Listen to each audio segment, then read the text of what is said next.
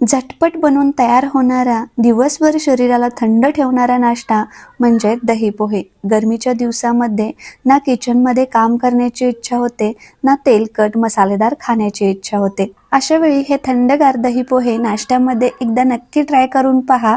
नाश्ता नको म्हणणारेही मागून मागून खातील, इतके हे पोहे स्वादिष्ट बनून तयार होतात. नमस्ते, मी सत्याच रेसिपी मराठी या चॅनलवर आपले खूप खूप खूप मनापासून स्वागत आहे. तर हे दही पोहे बनवण्यासाठी आपल्याला आंबट नसणारं म्हणजे एकदम फ्रेश दही लागणार आहे.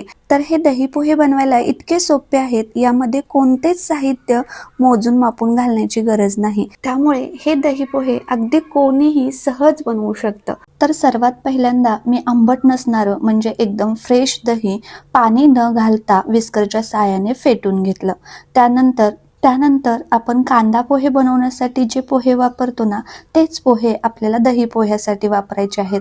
तर मी येथे एका बाउलमध्ये 2 कप पोहे घेतले. आता हे पोहे 2 वेळेस पाणी चेंज करून स्वच्छ धुवून घ्यायचे आणि त्यानंतर या पोह्यातील पूर्णपणे पाणी काढून टाकायचं. तुम्ही चाळणीमध्ये धुवून घेतले तरी चालू शकतात. आता या पोह्यातील पाणी काढल्यानंतर पोहे फुलण्यासाठी 5 मिनिटं बाजूला ठेवून देऊ आणि तोपर्यंत पोह्याला वरून तडका किंवा फोडणी देण्यासाठी तडका पॅनमध्ये 2 ते 3 चमचे तेल घेतलं. तेल चांगलं गरम झाल्यानंतर यामध्ये एक छोटी मूठ शेंगदाणे घातले. आता हे शेंगदाणे चांगले लालसर होईपर्यंत फ्राय करून घ्यायचे आणि शेंगदाणे अशा पद्धतीने तेलामध्ये फुटायला लागल्यानंतर हे शेंगदाणे तेलातून काढून एका प्लेटमध्ये किंवा डायरेक्ट पोह्यामध्ये ॲड केले तरी चालतील. आता शिल्लक राहिलेल्या तेलामध्ये मस्त असा तडका देऊ. तर तडका देत असताना गॅसची फ्लेम स्लो केली आणि यामध्ये अर्धा चमचा मोहरी, अर्धा चमचा जिरे, 7 ते 8 कढीपत्त्याची पाने, 3 ते 4 बारीक कट केलेल्या हिरव्या मिरच्या, 2 लाल साबूत मिरच्या आणि 1 बारीक कट केलेला कांदा ॲड केला. आता हा कांदा हलकासा सोनेरी कलर येईपर्यंत परतून घेऊ.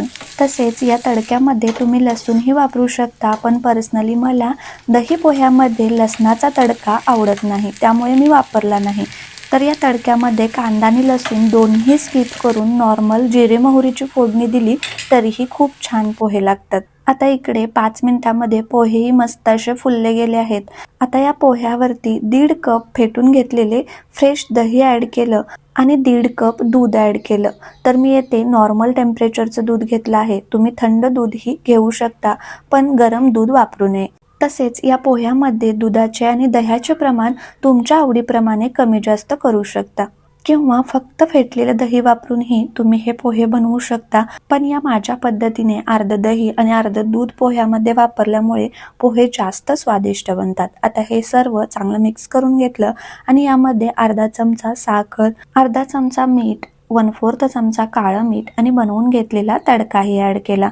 तसेच फ्राय करून घेतलेले शेंगदाणेही ॲड केले आणि परत एकदा चांगलं मिक्स करून घेतलं आणि वरून बारीक कट केलेली कोथिंबीर ॲड केली. तर पहा, आहे ना अगदी झटपट 5 ते 10 मिनिटात बनून तयार होणारा आणि मस्त असा स्वादिष्ट नाश्ता. त्यामुळे एकदा का हे दही पोहे तुम्ही नाश्त्यासाठी बनवले ना, तर गरमीमध्येच काय पूर्ण 12 महिने आणि आठवड्यातून किमान 2 दिवस तरी हा नाश्ता नक्की बनवाल. इतका हा नाश्ता स्वादिष्ट आणि झटपट बनून तयार होतो. चला तर, रेसिपी आवडली असेल तर पटकन एक लाईक करा आणि चॅनलवर अजून नवीन असाल किंवा अजून सबस्क्राईब केलं नसेल तर प्लीज सबस्क्राईब करून घ्या. फेसबुक पेजवर पाहत असाल तर फॉलो करून घ्या. परत भेटू अशाच नवनवीन पारंपरिक परफेक्ट रेसिपी घेऊन. तोपर्यंत बाय बाय.